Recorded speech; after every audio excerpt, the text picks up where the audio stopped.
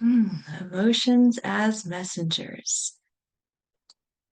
So, first, I want to talk about emotions without presence. And this is a lot of times how we engage with emotions. It kind of, they take us over. We become them sometimes. They can be overwhelming, maybe. We might feel reactive. You get an emotion, you immediately act on it. You might identify with an emotion. Sometimes instead of saying, I have anxiety, we might say, I am anxious. We take it on as an identity.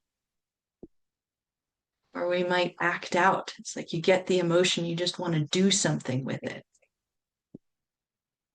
We also might experience numbness because having that overwhelming experience might be too much for us. So we might shut it down and feel numb. Maybe when we were doing the exercise before, your heart space just felt a little empty. That might indicate that that's a common pattern for you.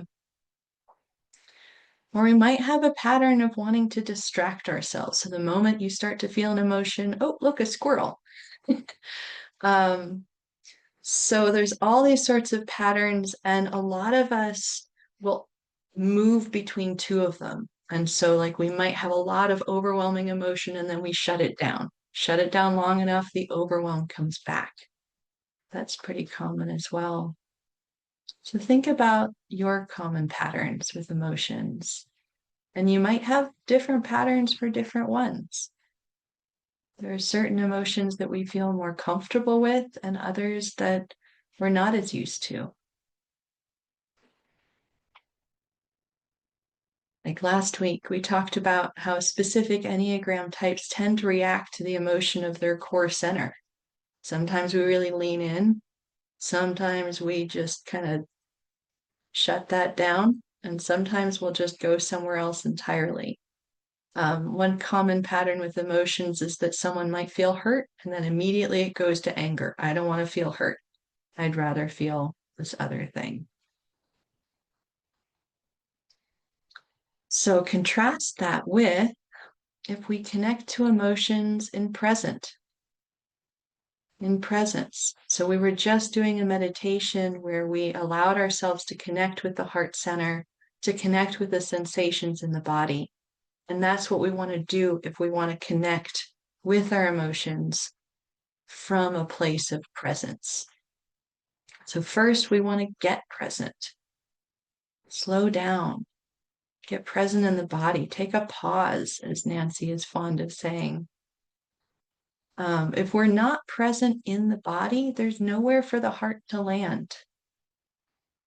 It doesn't feel as safe, just kind of unfolding and letting us feel. And sometimes emotions are in the body as well. So keep those lines of communication open. And then place attention on sensations, whatever you're feeling in your heart, in your body, and get curious about it. So rather than getting attached to the feeling, identifying with the feeling, or rejecting the feeling, or rejecting yourself for having the feeling, try and approach it with curiosity and just notice the sensations. And just be with it as your observer mind and see what it has to tell you. And watch as the sensations shift. You might notice that when you're with an emotion, it starts to move around. It might move around to a different part of the body, or it might feel like it's sort of dissolving or fading away. And when you feel it in that dissolving, fading away, that's when you know it's complete. It has a cycle, it has a life. It's not there to live in you and get trapped, either in avoiding or getting too into it. It's there to move through you. That's literally what the word emotion means. It's energy in motion. So let it complete. And it only takes 90 seconds, typically, for the chemicals of an emotion to process through your body. So if you can get present with it, you don't need to worry that you'll be stuck there forever. 90 seconds, even if it's painful, that feels like something I can tolerate. And sometimes the emotions can be layered, in which case you might focus on one emotion or another. It might start as one thing and move to another. Like in the anger example I had before, it might start as anger, and then we might start feeling hurt as the anger finishes processing and we get to what's below it. And so once it's complete, all of the emotions that you're working with, it's really good to give yourself acceptance and give gratitude to the emotion. You might be familiar with EFT, the emotion freedom technique, otherwise known as tapping. And there's a lot of I accept myself in there as we process emotions. A lot of us are trained from an early age not to accept our emotions, that some of them are not okay. And that'll get them stuck. And so having gratitude for your emotions and acceptance of yourself helps keep that flow and that open communication.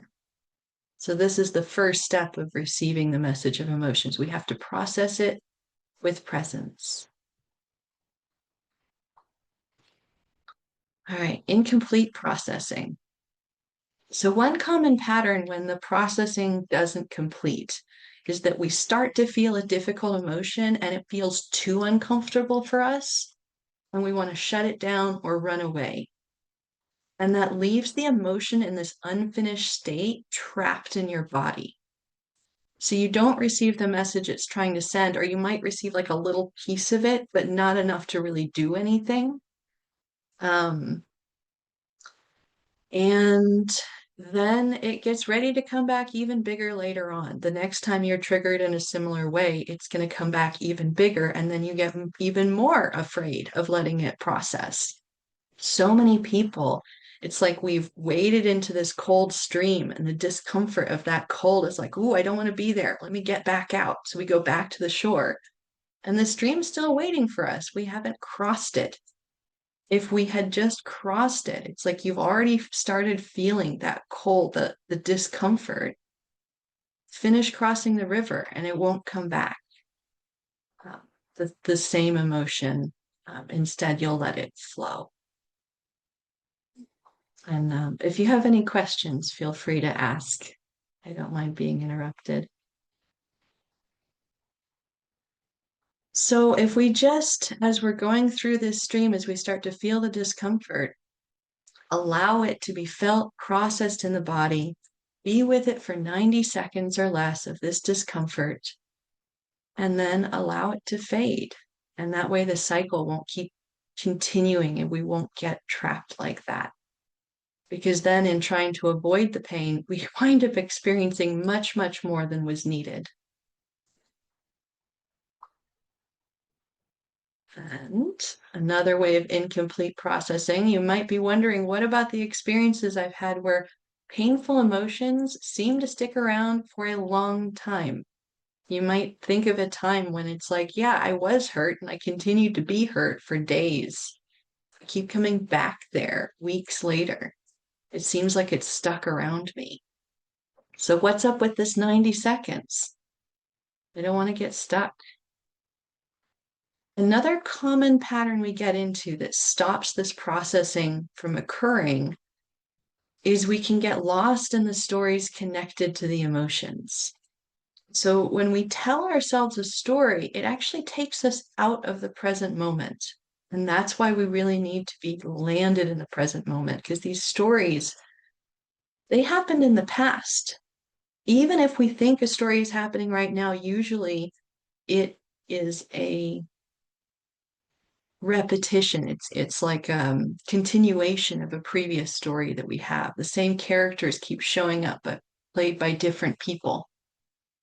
And even if this is a brand new story happening to you right now, when you tell yourself a story, you're repeating the past events. And that gets in the way of the emotion giving you that message and completing that processing that it's there to do. And when we tell ourselves these stories, the related emotions get bigger and bigger and stick around because they're not fully processed. They're not allowed to freely flow through us. Being allowed to fade, dissipate, and make room for something new. And sometimes when we're in this place, so if we have this pattern of working with emotions, sometimes it can be resolved by bringing our attention back to the sensations in the present and then allowing those sensations to shift naturally. So when you feel stories come up, return to the sensations first, very similar to when we were doing our centering practice before. Now, there are other times when that doesn't work. And this is particularly true when there's trauma involved. And in those cases, if you've tried returning to the sensations and following these steps and it's still sticking around, that might be a good time to have the support of a therapist to just help you complete the processing of that emotion and let go. So you might need something like EMDR or somatic methodologies to help you allow that to start flowing again.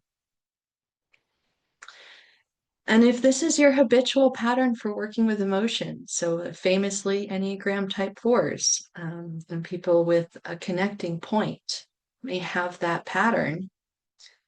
And connecting, so there's two different, in the Enneagram, there's two different heart centers.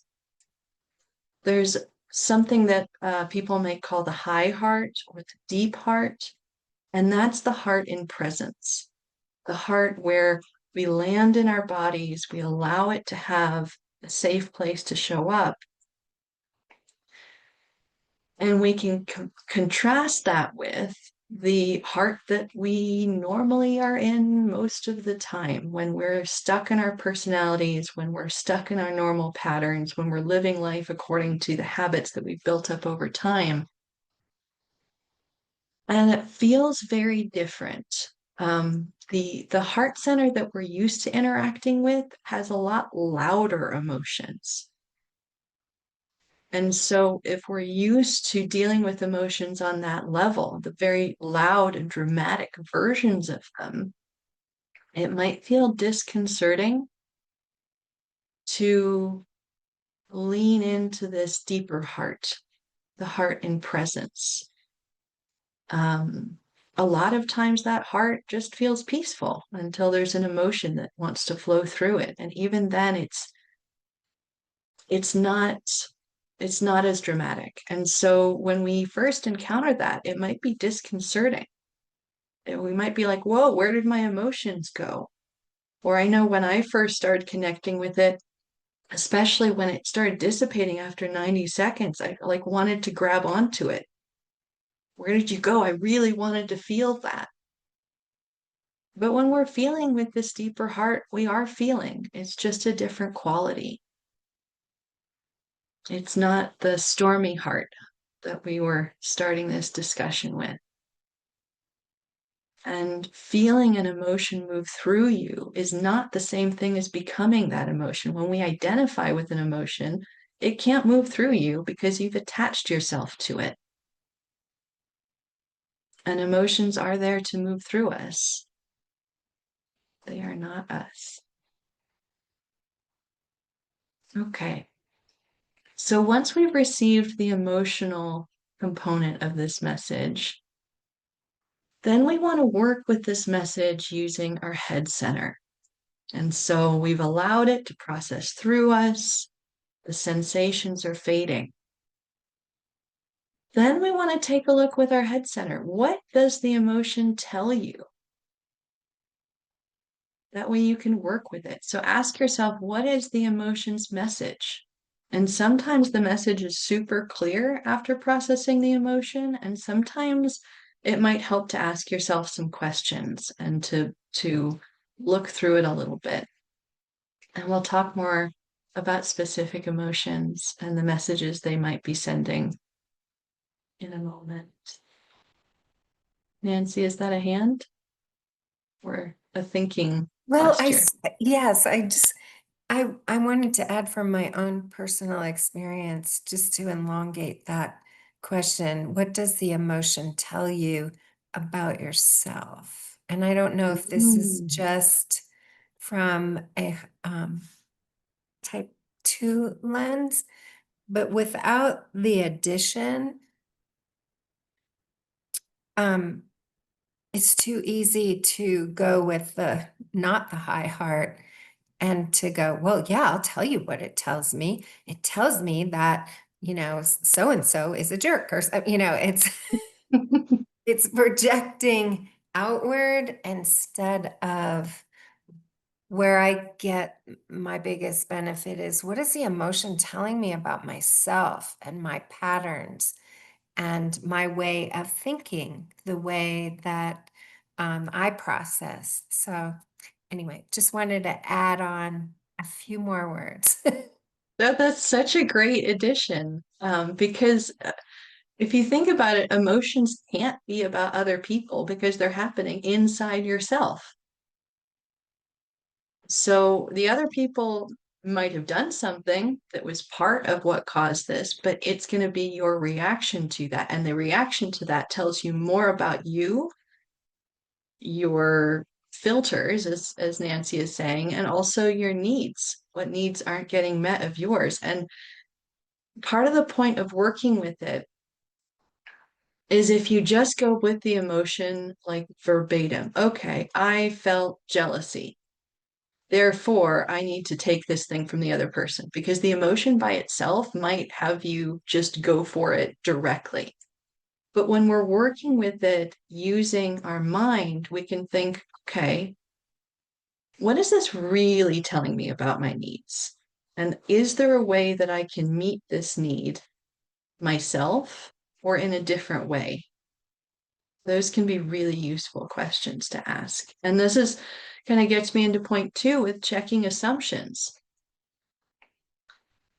We might have an assumption that we can't do something, and then we get a frustrated emotion, and maybe we actually can do the thing. We're feeling hurt by somebody, but were they really trying to hurt us, or is there some uncertainty there? Should we maybe check that out? It's not always as direct. And so we really want to give ourselves space to see what options are available. And that's how we can also consider the situation and other people at this point. Once we have an idea of what we need from it, we can also think, okay, what is everyone else's needs? What's appropriate in this situation? How can I honor what the emotion is telling me and what I need within the constraints of where I currently am and the other people around me? And maybe that does mean disrupting, or maybe it doesn't. This is where you want to consider your options. Sometimes we don't even need to take an actual action. Sometimes just acceptance or naming the emotion or realizing that we can reframe the events is enough. So sometimes it's just internal, but make sure not to overuse that. Because if we start getting in the habit of always reframing, always kind of, oh, I don't actually need to do anything about this because I've changed my mind. I've gotten stuck in that for many, many years. I do not recommend it. It is not, it's not allowing the emotions to move through you because you're not honoring really what they need. All right. I'm going to give you an example. All right. This happened to me last week, and it just made me think about this topic. So, I do a lot of partner dancing as a way of working with my body center, and I lead and follow. And at first, I think the reason I chose to do both roles was part of my type 9 desire to be flexible and connected to everybody, and adaptable. But as time goes on, I've learned to love leading more and more. And I find I prefer one or the other in certain contexts, and I don't want to be nailed down. And recently, so this last week, something happened that often happens to women who prefer to lead. When there's a shortage of followers, there's pressure on female leaders to assume the follower role. And I've seen it happen with other people. And I thought, well, that's fine with me because I like both. But when that happened to me recently, I didn't notice that I was angry. Actually, first I noticed that I was doing a habitual response to anger. Having gotten used to how I deal with it, I was flicking my fingers. And that tells me that I'm trying to get the anger out of me before processing it. Just like, get out, move away. And so I stopped and I got curious and I put my attention on the sensations in my body that I was feeling. I had some tingling in my hands and tenseness in my shoulders. So I stayed with it, just going to be with it. And as I stayed with my sensations, they kind of shifted and I became aware of this knot in my gut. And so I moved my attention down to my gut and the knot started to warm up until it became more like fire. And I was like, oh, I recognize fire. This looks like anger. And I welcomed it. I had that gratitude. Yes, come, I accept you. And I allowed my fire to grow. It moved up into my chest and got bigger.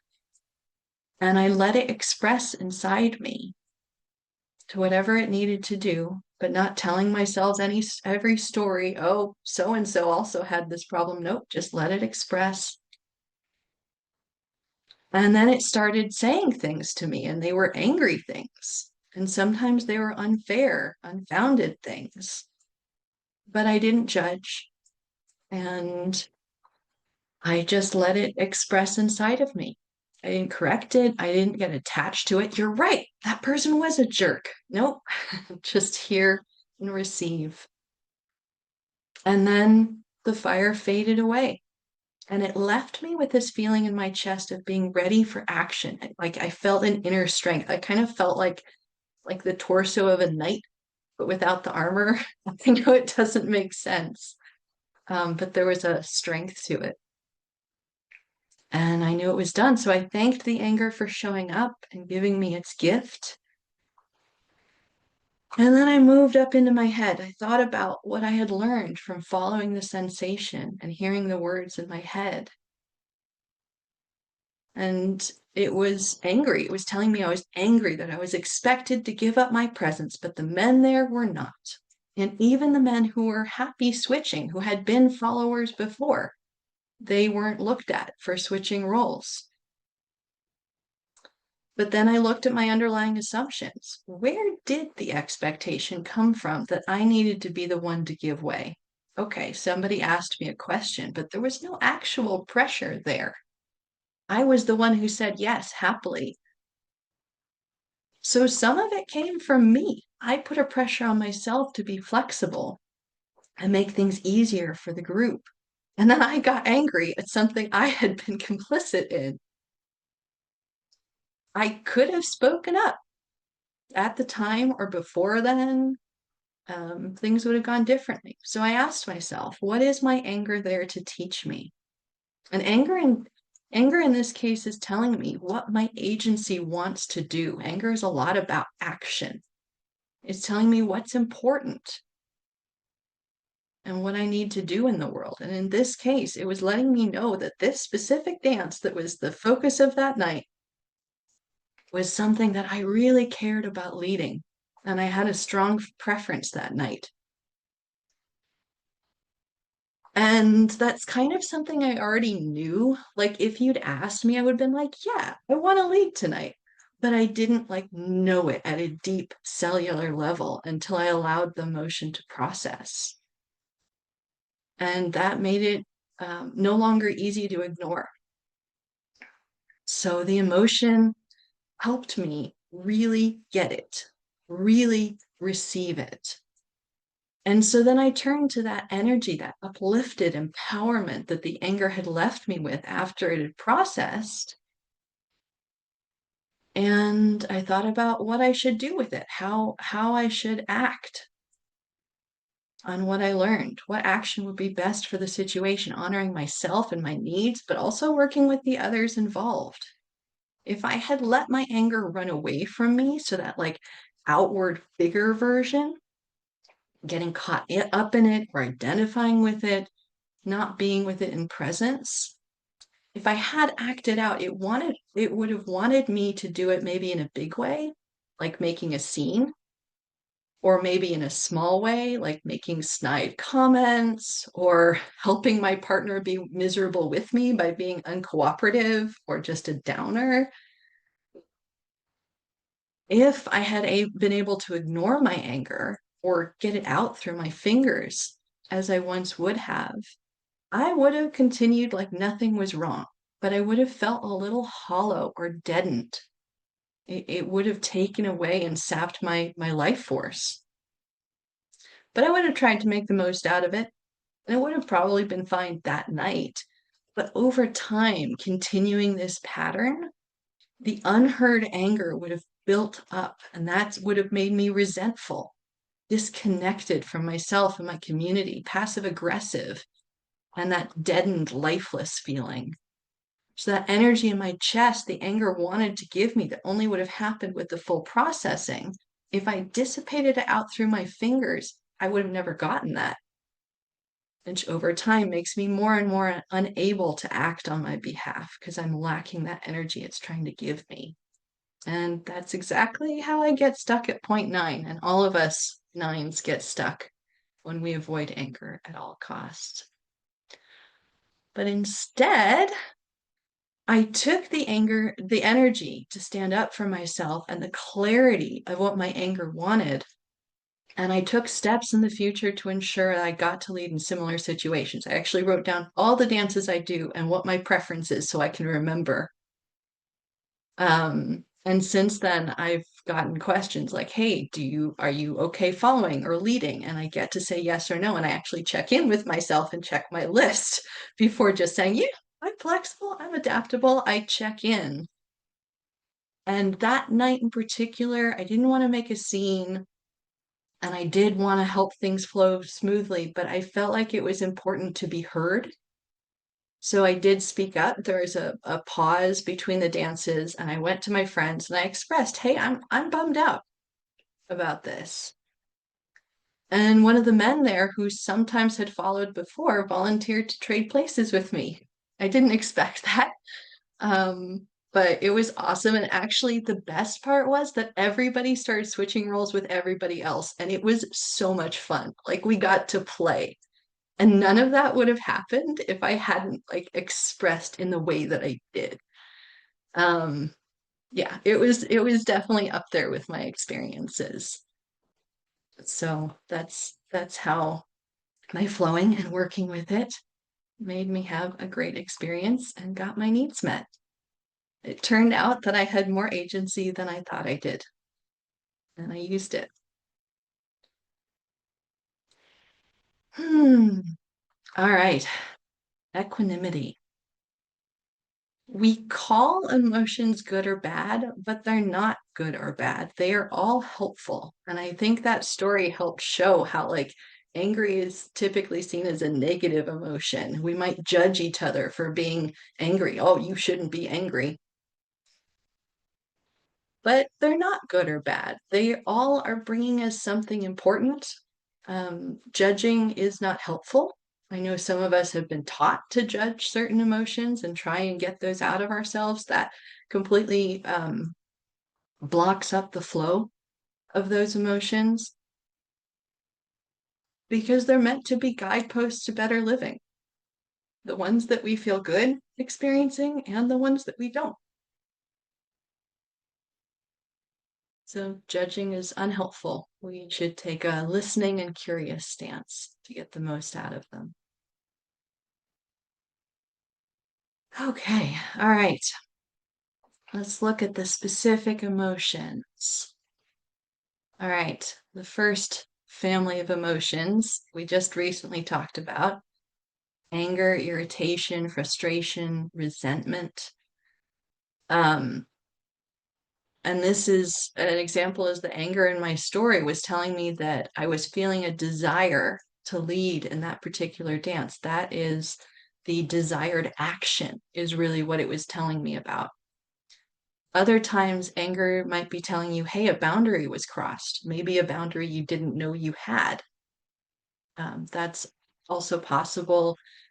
It might be telling you that more assertiveness is needed. So maybe you're trying to get your point across, but you need to have more of an assertive energy. And that like uplifted chest feeling I got at the end could have helped me with that. It might bring your attention to unfairness or injustice. But like I was saying in the working with emotions part, we might not be able to tackle it in the way that our raw emotion might want to. So we might have to work with that a little bit. Or it might just be telling you the need to be heard. My solution in my story was I need to say something about this. And then it also gives you a gift beyond these messages and it tells you about stuff. It also gives you the energy to act. Once you've processed, you are more filled with energy and to do whatever you need to do out of there. Resentment is kind of interesting in this group because resentment is a clue that anger has been building up for some time. So you could either work with the resentment directly the way we've been talking, or you can wait for the next anger to come up and work with that anger. And make sure you are honoring your anger and doing something externally, not just internally, until the resentment fades away and stops coming up over and over again. So, with a history of ignoring anger, you might need to, in psychology, they call it titration, where you just have a little bit and then you give yourself a break. So, and then this is true of any emotion that you have a pattern of constantly dismissing, ignoring, suppressing, any of that stuff. Give yourself a little and then give yourself a break. You don't want to force yourself to be in an intolerable place. And 90 seconds might frankly be too much at first. And that's okay. All right, let's do a little exercise. If everyone could get either a pen and paper or you could type, we'll do a little bit of journaling. And I'd like to write about a time when you encountered something in the anger family. How did you react? And what message do you think it was sending you? What can you learn from it?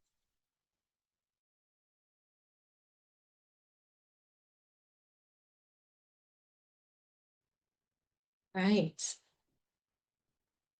I want to open up the floor. Is there anything that you learned or wants to be commented on? Anything so far? Anger or any of these emotions? Any questions you have? I do see, Amanda, your message. Thank you so much. I'm glad you're getting stuff out of it. Um, yeah, I just wanted to say again, thank you. Um, I had a scenario in which I was needing to print out and submit some court documents as part of the battle to get custody of my son. And I had gone to the library to print these documents off, and they were about to close. And so they didn't allow me to print all the documents and papers that I needed. And I had yelled at the librarian. And looking back, I feel guilty about that. Um, that wasn't the right thing to do because it wasn't her fault. Mhm. But it did teach me how strong my love is for my son and how much I'm willing and will fight for him. That's powerful. Yeah. I feel like so many emotions have the chance to teach us how important people or things are to us in our lives. And again, like you probably knew that in your head, but it's different when you experience it like that. Thanks for sharing. You're welcome. Thanks for giving me the space to share. Absolutely. Right. Okay. Our next family of emotions is our fear family. Fear, worry, anxiety. It's got lots of different flavors. And it has a lot of different meanings that it could be giving you. It could mean proceed with caution. Could be saying, whoa, slow down. Let's be thoughtful about this. It could be drawing your attention to something important that needs your attention. So, for example, if you have a deadline approaching and you haven't done anything for the deadline yet, fear is going to start to come in, making you worry about it. And that's a sign, oh, maybe I should start working on that. And if you don't do anything about it, it'll kind of ramp up as you get closer to the deadline. But it could be anything that needs your attention. Fear is like, hey, look at me. It could be telling you that you need preparation or support for something. Maybe there's something going in and there's something else you could do to set yourself up for success. Maybe you have a public speaking thing and you could put a few more reps in of practicing that might help ease your fear. Or it could be telling you that you're being courageous. When you are being brave, the bravery comes with fear. They come together. And so anytime when you're being courageous, stepping out of your comfort zone, it's perfectly normal to feel a little afraid. But if you have your fear together with your courage, that can help you move you forward. So, and this is, I mean, there's so many examples where you have that emotion that's telling you something, but it doesn't necessarily mean that you need to act on it in the way that that first impulse feels. Because if you're being brave and going somewhere that you haven't gone before, the fear is going to tell you, nope, don't do this. But when you have the bravery together with the fear and know in your mind the context of, oh, I'm doing something kind of scary. I'm doing something brand new. Then it kind of converts the fear into, okay, this is the experience that I'm having. It is new. Yes, I am afraid, and accepting that in yourself, but then using the bravery to move forward anyway. And that might have you proceeding with more caution and being gentle with yourself, for example, knowing that you're going through something hard. The other thing I wanted to say about this fear area is the bodily sensations when you're going through some sort of fear or anxiety can be the same bodily sensations as when you're excited about something. And the main difference is the context and the thoughts that go with it. So when it's like, ooh, do I feel afraid? You might want to think to yourself, actually, could this be excitement? You know, if you have like a first date with someone you're really looking forward to, you start feeling that nervous energy. Is that actual fear or is that excitement or maybe both? So keep that in mind as well. Anxiety here, kind of like resentment on the last slide, is a little bit of a special animal. It could mean a need for more preparation or support, but it could also indicate that a real change is needed in your life. Sometimes if you're not making an important change, it can build up like anxiety. And the anxiety itself it takes on different qualities and might not allow you to see, oh, this is actually, I need to change something. So if you have a little bit of the anxiety, you will probably have a stronger understanding of what it is that needs to change or a different approach you need to be making. And a little anxiety comes with the energy and alertness to make that change. But some of us also have habits of just feeling anxiety most of the time. There's like this like undercurrent of anxiety that goes through us.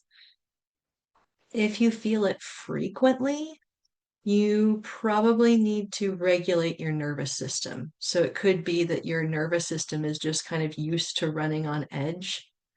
And so you start getting that as like, hey, this is my normal. I've just got anxiety. And then you might start identifying this is my anxiety. I'm an anxious person. But you can learn to regulate your nervous system. You might need medication to regulate your nervous system. And then you can get back to a more normal state so that you can allow new emotions to flow through. If that is you, you might benefit from getting help from a professional. So you can get your nervous system more regulated, and then you can start engaging and better understanding what things, what messages you're being sent. Because if you're constantly anxious, it kind of makes you want to push things away in a way that's not helpful for it moving through. And the other thing with this fear family is it gives us the gift of alertness because it's there to warn us about things when it's in our bodies and just after it leaves our bodies, we have this ability to be more awake and aware than we might normally be. You know, try going to sleep while you're feeling fear. It's not going to happen. So that is the gift of fear, that it gives us that alertness. And similar to anger, now I would like to invite you to write about a recent experience or experiences with fear or anxiety and see, how did you react? Do you have a habitual way that you tend to react towards fear? And what message do you think it could have been sending you? And I'll give you a few minutes for that.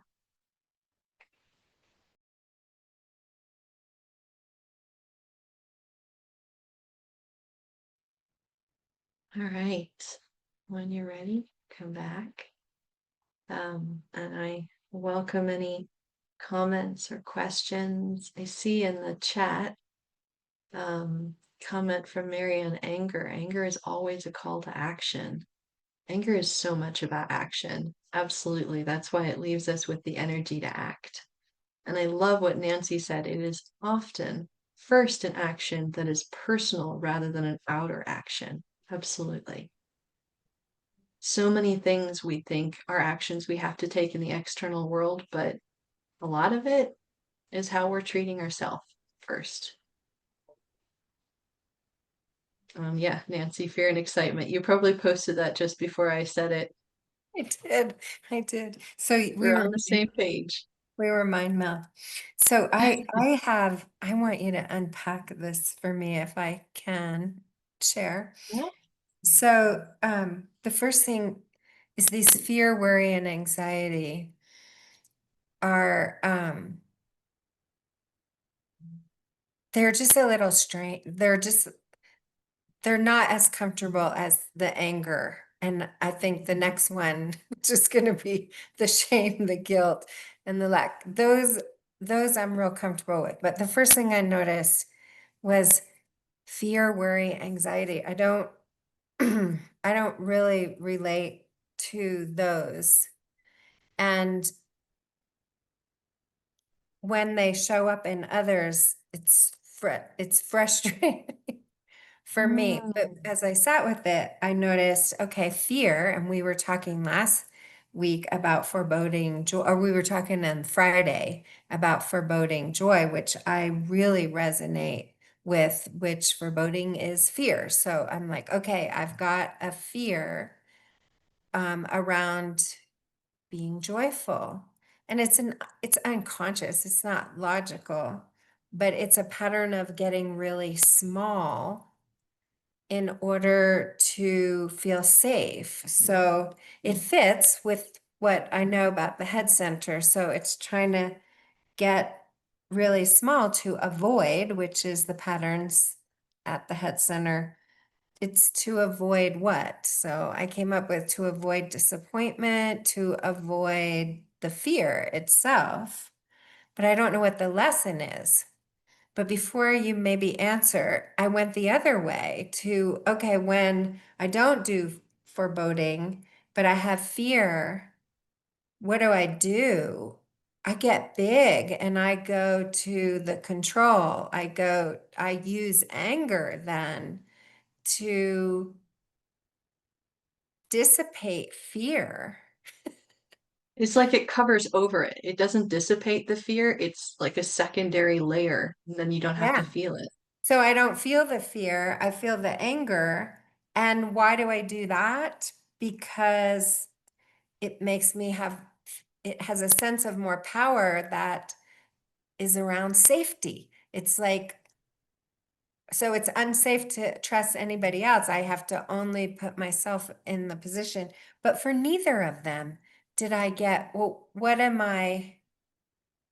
is, like, I was looking for a big lesson other than just what I just said.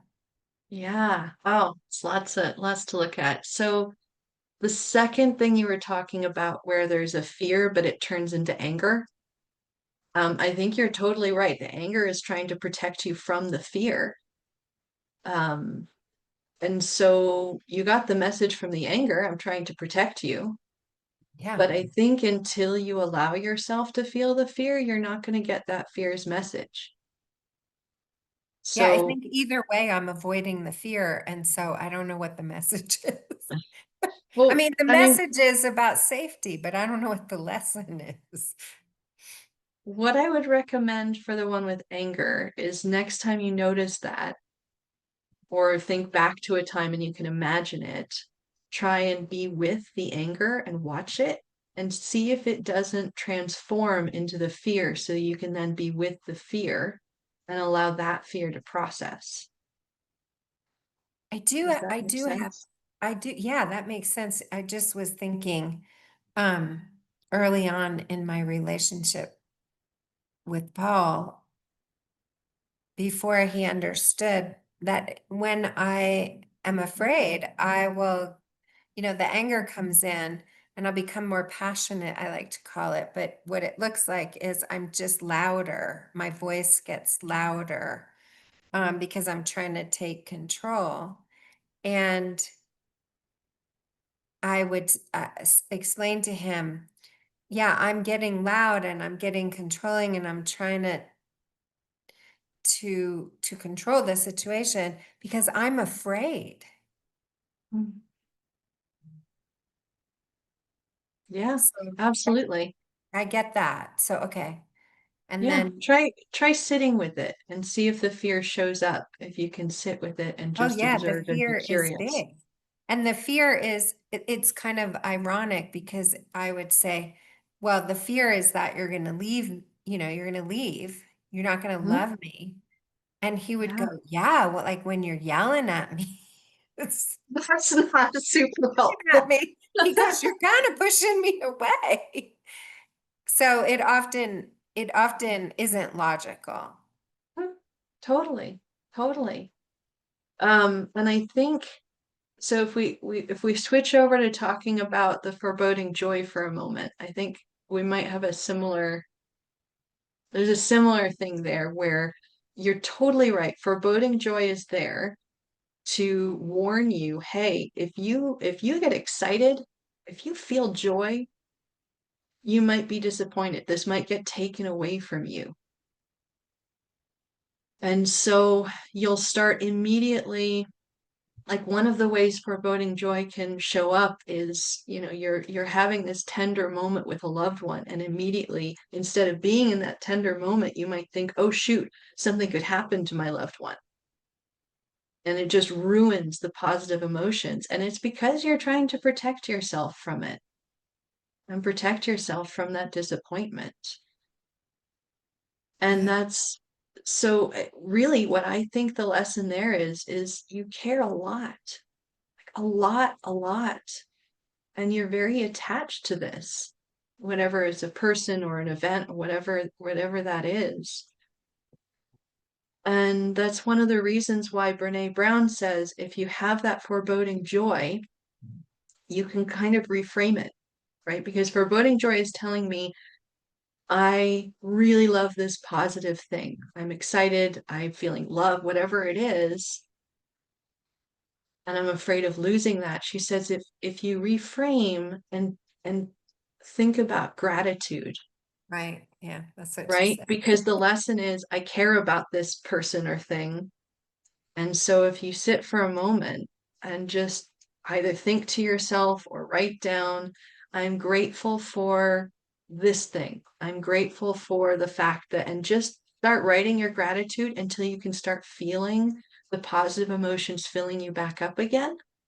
Yeah, And the because gratitude, it brings you into the present. Gratitude brings you into the present where the worry is projection, the anxiety totally. is projection, the fear is projection. Yeah. Yeah. Yeah. And she says in every fearless person, truly fearless that she found, they all had a practice of gratitude somewhere. I So want to yeah, add, please. s- I want to add two ideas that both of you were saying it before, because anyway, what I want to add in listening to this is that after a while of introspection and getting lessons and experiences, I think that becomes a little bit of an addiction, right, in itself. So, Sophia, you were saying that don't allow yourself to get trapped too much. So, I think, especially with fear, fear becomes so distorted with layering and correlations that it is very difficult, if not pointless, after some time to try to extract a lesson from it. So to me, fear, worry, anxiety, it's truly a somatic release from the body. If you get trapped in trying to extract a lesson, you are escaping the present moment and you're actually out of that emotion. You're not with your body. Totally. Yeah, fear. I mean, there's so much connection between fear and our thoughts. Yeah. And our thoughts just kind of keep redoing it like that. Absolutely. I mean, to me, if I were to get a lesson from fear, it might be something like, hey, I really care about this, or I need to look at this thing. But yeah, I mean, if we have a pattern of constantly thinking those things, we're getting caught in the story. And then you get fear of fear and fear of fear of fear. Yeah. Nancy, you arrived. Really. You're done. There's nothing to figure out. I got it. I'm gonna remind you. Thank you. I I'll need come to these lessons too, just to be the one who's like, you don't have to extract stuff. yeah. Sana, I see your hand is up. Yes, excellent job. This is really good. I just wanted to say something funny because in my recovery stuff or just always working on myself, there's this something called false evidence appearing real. You've probably heard of it. Yeah. Yeah. Okay, well, I invented real evidence appearing real because like when I caught my ex cheating on me, caught him in bed with somebody else. Well, I was all worried about that in my head. I was very afraid, and so I developed something because so many things happened that, like I said, real evidence appearing real. I can even turn something like false evidence appearing real into something scary. Yeah.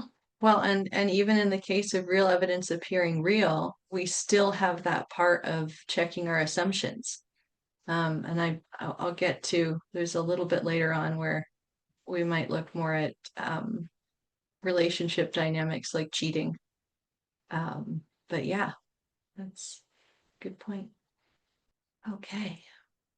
Our next emotional group Sadness. This has a lot of, like I was saying last week, this has a lot of different flavors in here. Sadness, loneliness might include grief, disappointment. This is that disappointment we were talking about just with Nancy. Some possible meanings, someone or something matters. And then we might need comfort or connection. So like loneliness, for example, obviously loneliness most of the time is going to say, oh, I'm missing connection. I want connection. But when we work with it and think about our assumptions, it might be that we need to provide connection to ourselves.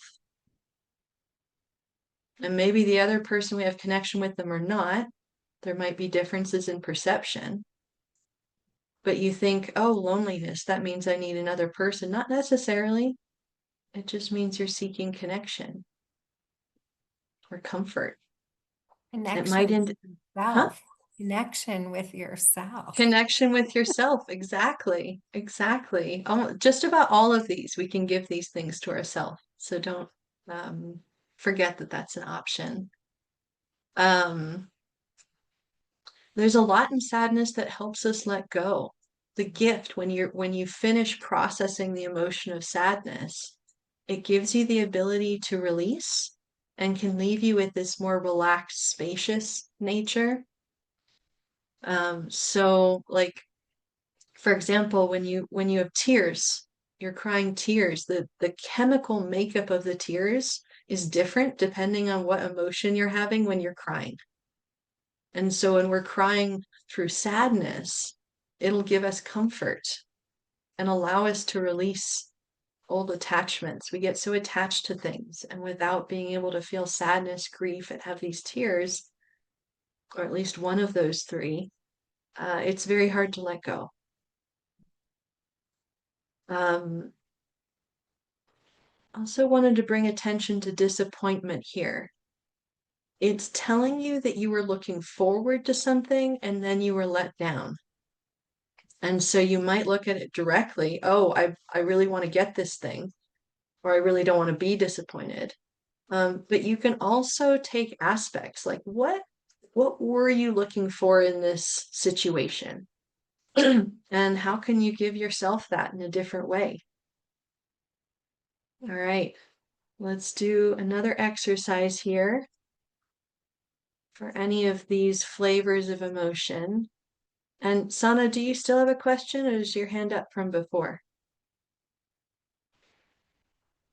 Okay, all right. So get out your pen and paper. Let's spend a few minutes with sadness. How did you recently react? What message might it have been sending you?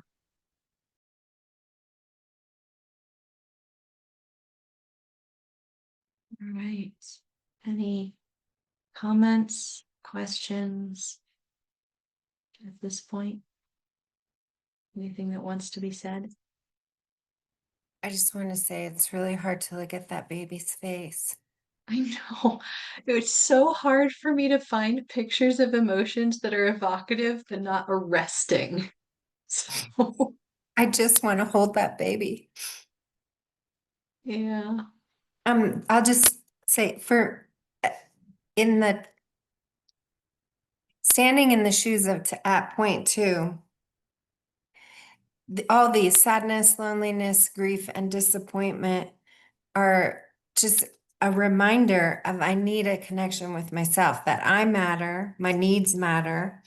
I need to be listening to myself. I need to be seeing myself. I need to turn inward. And so where I went from there is, okay, so what is, the fear one? The fear one really is calling for faith and trust in your own inner guidance, in your own inner knowing. And the anger is to take back your power, step out of the victim, take back your power and know we're all in this together. But yeah, very cool. I love that sum up. That's really good. I like that. It's like you were saying earlier, the first step is often yourself. whereas we think it's external. Not all the time, not even most of the time. To me, that's a trap that's so easy to fall into. It's externalizing. And it might have an external, I mean, of course, there's incidences that have an external action. And I think, I'm going to be bold here, I think every time it has an internal that has to happen first so that you can make the external. I would say, at least in my experience, the more something is habitual, the more it's about me. But if I'm getting like a feeling that I don't usually get, there's usually something more external about it. That's I'm the way I've been thinking, working with like, even myself. if it's even if it's an attack, I have to shift internally to know to not freeze, fawn, but to Yeah. take action. Because I think when we freeze or fawn, we're not owning our power to take an action. So that was my thinking, is that even it's just a second of an internal to claim my power, to be in faith and trust, and to know I matter, to have self-love. Hmm. I feel like that's one reason why it's so important not to skip the step where we're challenging our assumptions and beliefs. Yeah. Yeah. Because that can take us external without Yeah, the lesson. Yeah. Thank you. right. And then we take the wrong action. It doesn't actually solve anything. No, like me yelling Yeah, to yeah, get Paul to love me more, you know? yeah. All right, are we ready for the next one? I wanted to share super quickly that I've gone through a lot of these feelings myself lately. I was diagnosed with a chronic illness recently. Um, I have POTS, and it's been really, really heavy. I'm actually I'm in the middle of a flare, like this whole time I'm flaring. I feel like my chest is really tight and I can't really breathe. I have a really supportive boyfriend, but we cry together sometimes because it feels like I've just lost a lot of my life. And it's hard for both of us to see me just like I'm a 32-year-old woman, never really had any significant issues before this, but I've had a lot of like just significant trauma throughout my life, but a lot of bigger ones recently. And so it's just like I'm still learning from these feelings. I don't really know what this is supposed to teach me right now. I just know that it's hard and it feels really daunting and sometimes scary. But I love myself and I love my life most of the time still. And I just want to get better and hopefully get back to life before this as much as I can once I hopefully try to address some of the root causes, get some more holistic therapies. Yeah.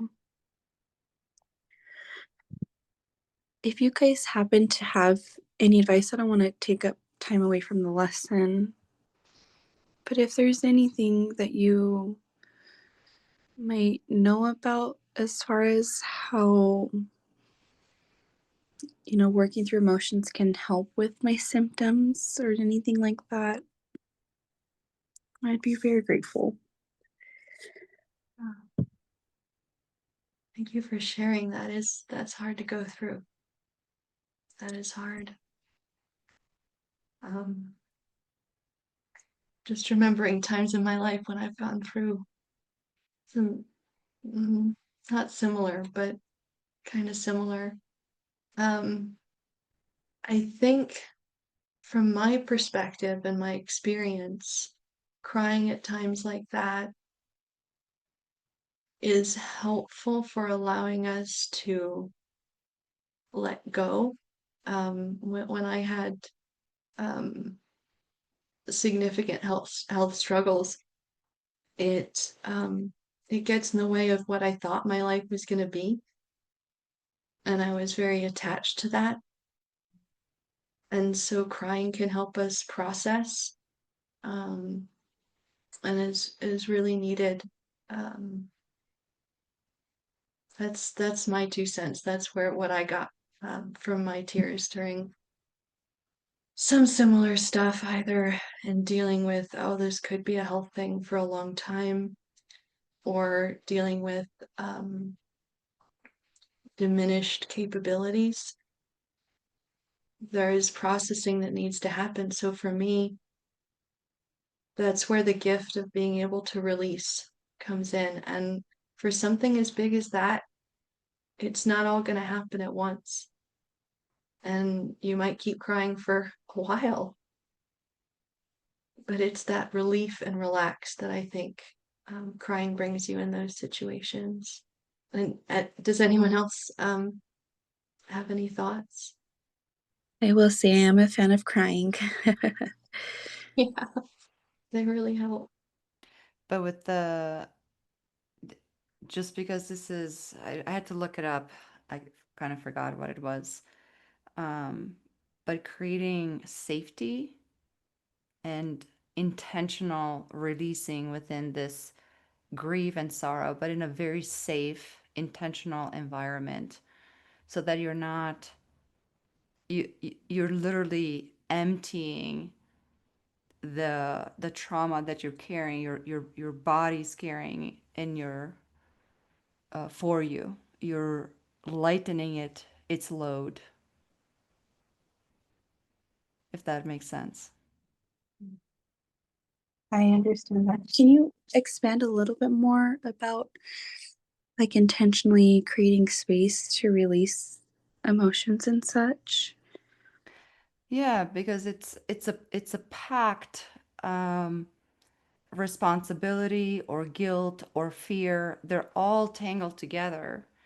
And this grief now is mixing in with disappointment, with all kinds of things.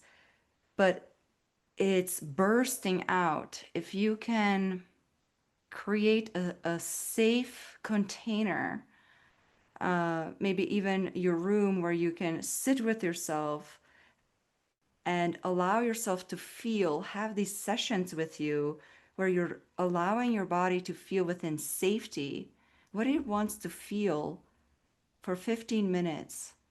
And if it's tears, then so be it. But just that expression, very intentional expression in a safe environment, to allow the gradual layer by layer unfoldment of the emotional cascade.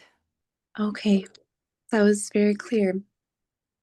Thank you so much. I really appreciate that. Yeah. Thank you. Thank you. Hey, all right. Our next family. Nancy saw this one coming. Guilt and shame. And guilt and shame, they can be confused with each other, but they're actually quite different. So Brene Brown defines guilt as I did something wrong, and shame is I am wrong. And sometimes we can have one experience or the other, but it's good to know which one you're dealing with. If it's guilt, I did something wrong, that's telling you that the actions you took were not in alignment with your standards. So we were talking earlier on about the library printer and the guilt that comes afterwards is, oh, that wasn't in alignment with my standards. And that might either help you make different choices next time, or if there's some sort of repair that would be helpful in that case. Like if you feel guilt over something you did with a loved one, then some sort of apology and repair is definitely important for that relationship. But other times it might just be, next time maybe I'll take a breath first before doing whatever that action was. And with guilt, when you finish processing it, it leaves you with the gift of the motivation to change. You have an extra spark in that area, which can be really helpful, especially if it's a pattern of things that you've done before. Shame, on the other hand, is quite different. It's often comes up because you fear judgment or disconnection, especially if that's been on your mind a lot, if that's one of your habits in the Enneagram. And it's telling you really that you need compassion and reconnection. And these are things that you can give yourself. But it also helps with shame if you can get it from a very safe and trusted friend. You definitely don't want to bring up shame with anyone who's going to make it worse. But give compassion and reconnection to yourself first. And then if you have someone trusted, a close friend, family member, or therapist, if you have a lot of patterns of shame, I do recommend Brene Brown's work. She has a lot to say about it and a lot that you might find helpful. Let's do another exercise. So similar, but around guilt and shame. And we'll just do a couple minutes writing about a time when you encountered one of these emotions, how you reacted, and what message do you think you might take from that. And we'll just make it a little bit shorter because I just love this discussion. It's really rich and helpful, I think. Up your thoughts. And then if there are comments or questions, feel free to raise your hand or unmute. Okay, I have a thing that I'm observing as you're defining these two. And what I'm finding, I think the big problem, going back to the first structure, check your assumptions, because I think a lot of the guilt and shame that we carry is from distorted definitions of our standards. So the emotion, it's, I mean, it's so complex, right? Like this is it looks so simplistic, but if we're just not checking that as assumption and becoming even more present and more aware, we're creating a solution to still a false standard. Yeah. And yeah, I those think, assumptions and beliefs. yeah, I think the biggest trick for me personally with these two was to first identify, but is this standard true or was this generational? Was this standard that my mom handed over and I picked it up? Um,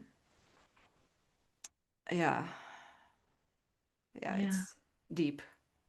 For me, the standards, like my reality check is this superhuman or is this human? Because I have a strong link to one, and I just like to imagine that I'm a superhuman who can be flawless. And nope. I like that. And it's Yeah. light, right? It brings a little bit of humor. hmm Um, yeah, that's great. Yeah. I think guilt kind of takes me back to the anger group. When I first read that actions are not in alignment with your standards, the first thing that came to mind are boundaries and assertiveness and speaking up for yourself and making sure that your needs are being met, not in a selfish way, but not, it's all about you, me, because that's arrogance. But just to it's like being a caregiver, you have to make sure you're in good health in order to be a good caregiver. Or, if you're a mom, you need to be in good form in order to be a good mom. So guilt, when I saw the word guilt and what was written there, that's kind of where I went with all that. Yeah. Yeah. I think given what you're saying, I think for me, I feel anger when I haven't done enough agency, and I feel guilt when I've done too much, when I've been more impulsive. Mm. But that's just my pattern. Interesting. All right, let's go to our next emotion family. I love jealousy and envy. I think they're super helpful. So with jealousy and envy, possible messages, we might want something that someone else has, or we're afraid of losing something. For example, you might feel jealous if your partner is spending time with someone else. And that might mean you wish you were spending more time with them. Like, hey, give me some of that time. I see you giving it to someone else, and I want that. And so maybe in that case, instead of saying, oh, you should never see such and such a person, you might want to say, hey, can you budget more time for me? Or some sort of closeness. It might be a type of emotional intimacy that you're missing. Or the same situation could mean that you're not that you are happy in the relationship, that you're getting your needs met, and you're afraid of losing it. So you might feel jealous of this other person your partner is spending time on, and really what that might be telling you is this emotion or this relationship is important. So maybe doing a gratitude practice can help you receive that. And to Sana's point, you might be afraid of losing the relationship because it's just important to you, more similar to what Nancy was saying with foreboding joy. Or you might be afraid of losing the relationship because you haven't picked a super trustworthy partner. So, the first thing to do is process the emotion and check your assumptions and beliefs. So you can kind of discern the difference of what's really going on here and get guidance on what you could do.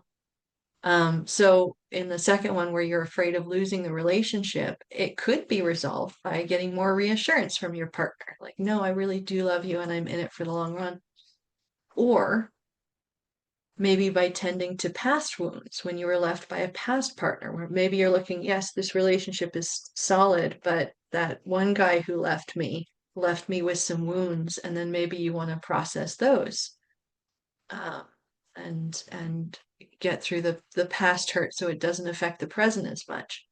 Or it could mean the partner you have is not trustworthy, and you might want to seriously think, do you deserve better? And maybe make that change in your life. So there's a lot of different paths you can take with jealousy or envy, but it just gives you an idea of what you want and what you're not getting.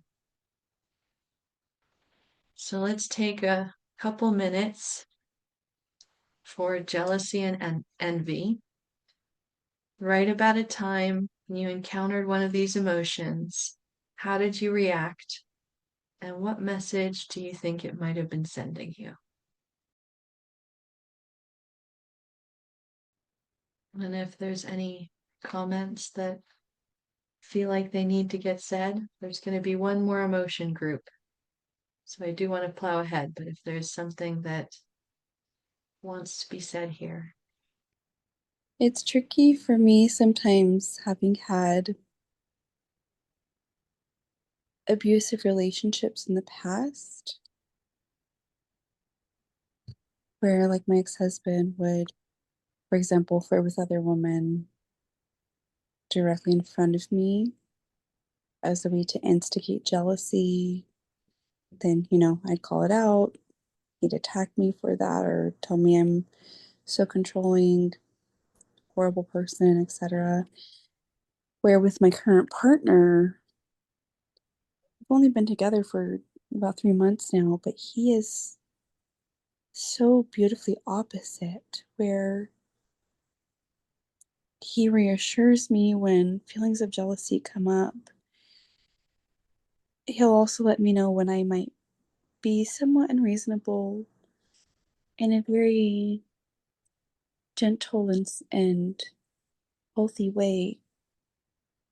But it's just so beautiful to see that I'm healing through our relationship. Whereas before this, I thought I need to be fully healed in order to have the relationship that I want and that I'm deserving of.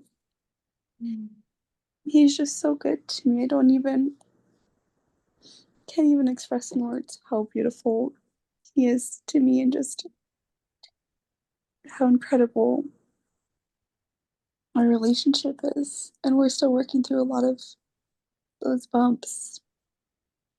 But we're a team. It's us against the problems, not him against me and me like emotionally fighting for my life.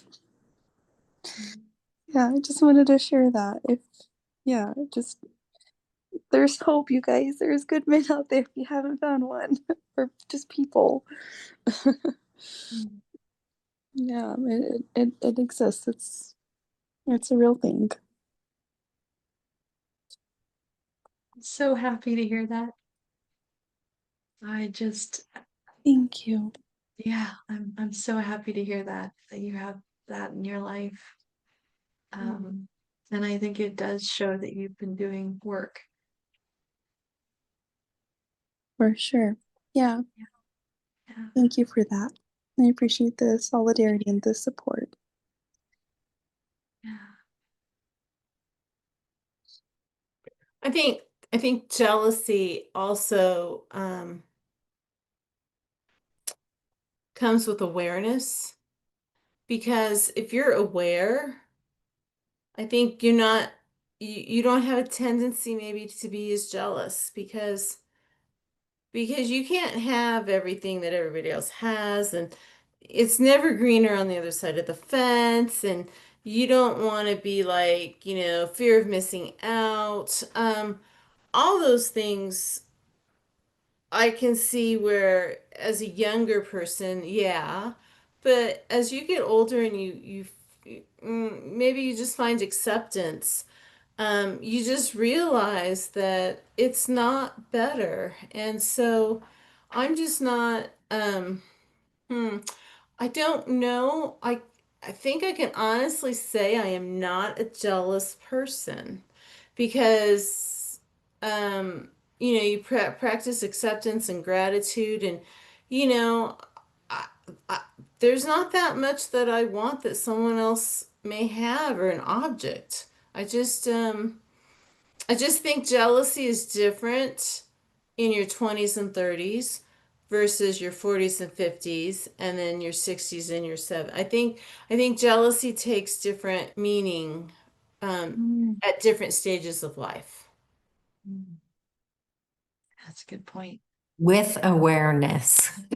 Yeah, yeah, yeah. Yeah. It's awareness, and I don't think everybody has awareness, but if you did have the awareness and the appreciation, I think jealousy evolves and changes. Yeah, I think the awareness makes you see your own gifts. And this is the Enneagram, is we're not all supposed to be the same. So we each have our own gifts and we each have our own challenges, and that bleeds out into everything. So I think you're right, Sophie, with awareness, these are two emotions that can be less active. Yeah. Yeah. But I think it can be not just an object. It can be jealousy of a person's intelligence or a person's body shape or It can be jealousy of someone's mood, or, I mean, it doesn't have to be an object. Exactly. Yeah. Totally. Well, and that shows how sometimes what the emotion seems like it wants isn't necessarily, because in this case, one of the ways you could handle it is self-acceptance, Yeah, yeah. right? Like, that's totally valid. But you have And to accept and process the emotion first. You can't feel the emotion coming and say, "Don't come at me, I'm fine." That's not going to work as well. Well, and I think that goes back to what Sophie was saying, because if you're doing even just even surface level of work, you're going to get more self-acceptance as you age. Mhm. Or there's people that don't, but I mean, It's up to them. All right, our last family here. We only have a oh, few joy. minutes left, but I did want to bring attention to these more positive emotions, quote unquote, Mhm. because I think that for these pleasurable emotions, we tend to like fully process them emotionally.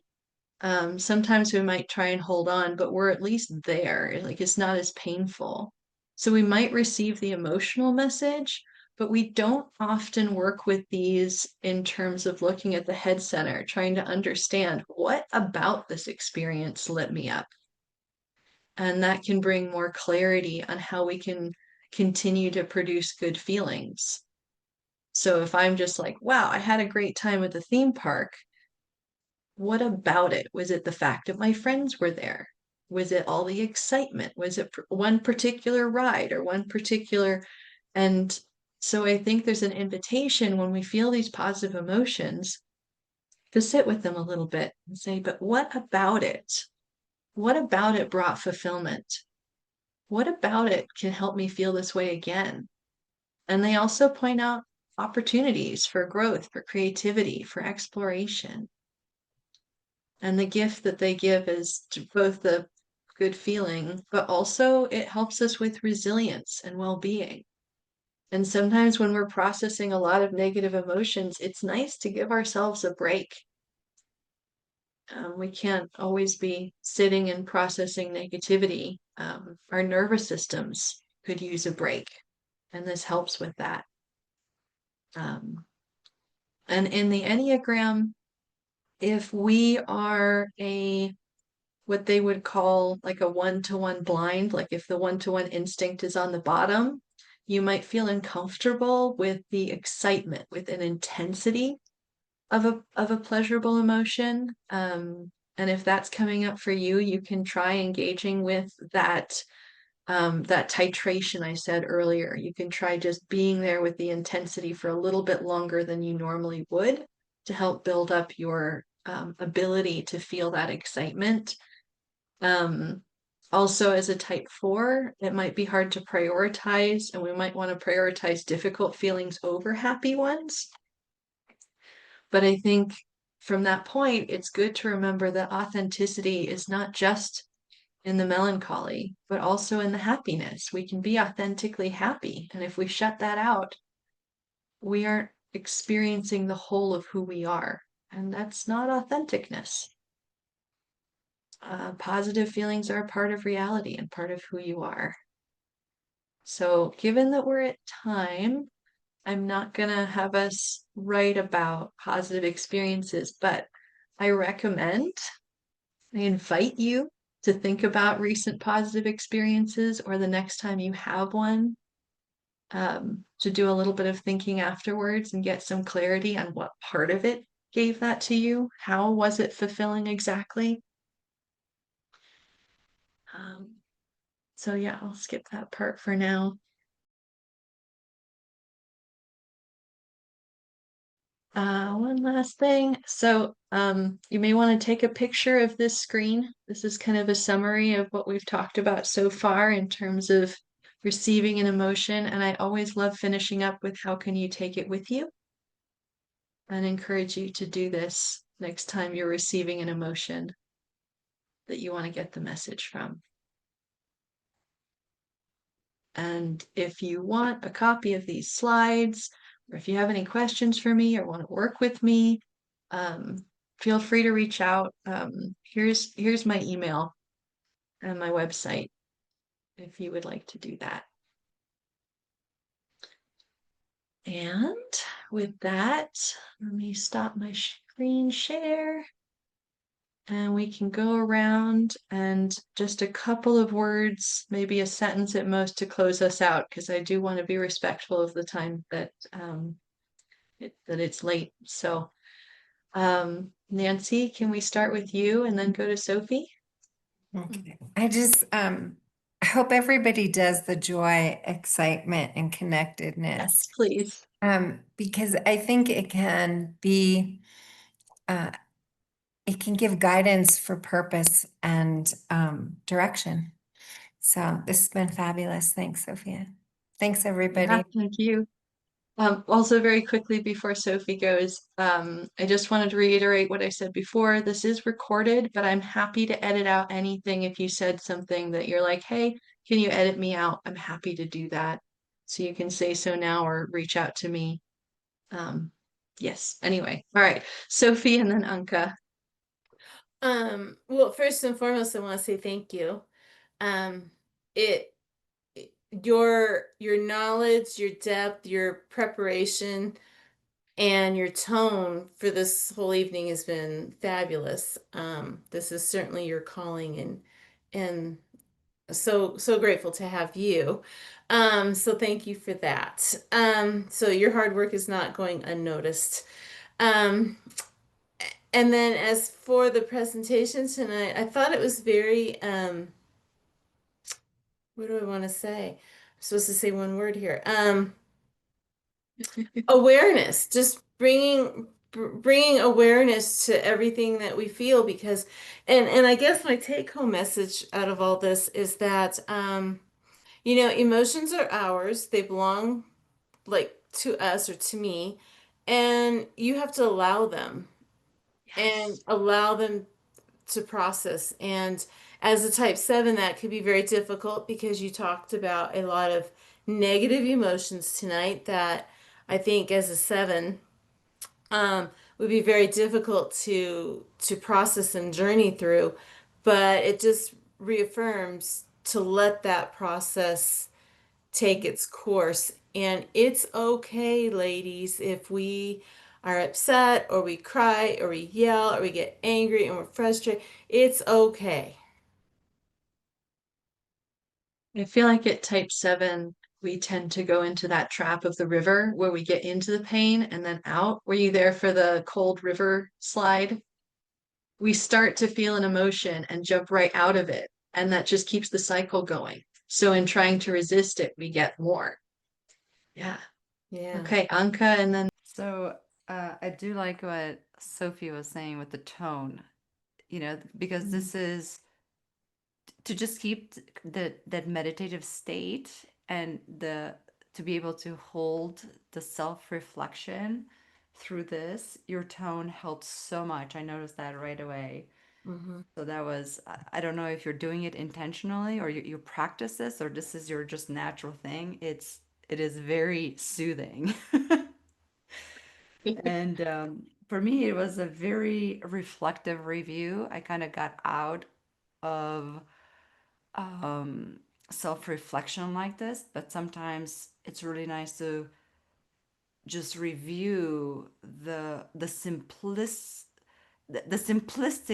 version, right, of these emotions and not get into the deep correlation of them. And it was very helpful to just take a step back. Yeah, so thank you. thank you. All right, Jill and then Amanda. Oh, yes. Oh, my goodness. I loved today's session. What else is new? I love all of your sessions. I processed so much, and I did do joy too. I went to a floral arranging class today, and that was incredibly joyful and creative. I had a very difficult time with jealousy because I got to be honest, I'm not terribly jealous because I know that other people have their own things. They have stuff going on that I don't know about. So that was one thing I had a challenge with, which is fine. But I just processed everything. Thank you so much. Yeah, thank you for coming. Amanda and then Juniper. Hi. Me and my sweet little kitty. I'm trying to get some good breaths now because I'm still flaring. I wanted to ask, first of all, do you do this weekly? Mhm. Yep, Is it the every week. same time and day? Yep, yep. Same Awesome. time, day, Zoom link. We'll be here. Okay, I'll be back. I wish I was feeling better physically so that I could have been more aware, but I still got a lot out of this, and I love what Sophie said, and it made me just brought tears to my eyes where she said to just feel things. Like it is okay to feel the feelings. I tend to also do that river thing and not really process sometimes out of fear, guilt, shame, sometimes lying to myself that I'm not worthy of working through the emotions.